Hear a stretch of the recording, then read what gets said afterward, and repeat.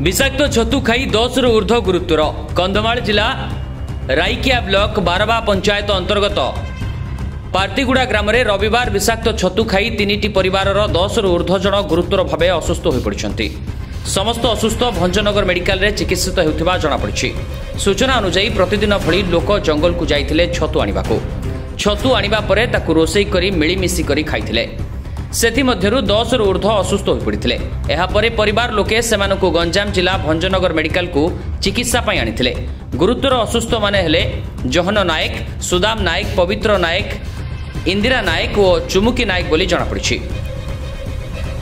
मो ना बाबूना नायक पार्टीगुड़ा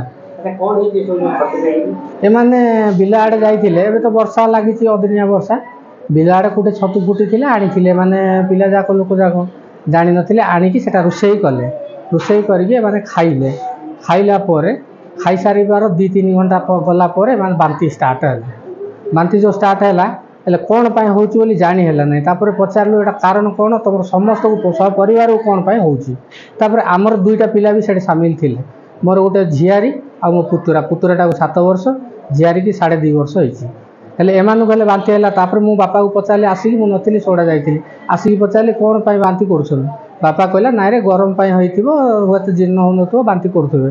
कहला परे तापर आमे सुनिया को पाइल जे ताकर सब परिवार बांती करछन। कोन पाई बांती करछन पचारला बळु नाइ आमे छतु तरकारी रोसई करथिलु आ सेटा खाइला परे इनते होउची। आमे भी जानिबा को पाइलु आम पिला कहले जो इनते होउची। आम पिला माने जाइथिले ताको घरे आ ताको सहित मिसी खाइथिले।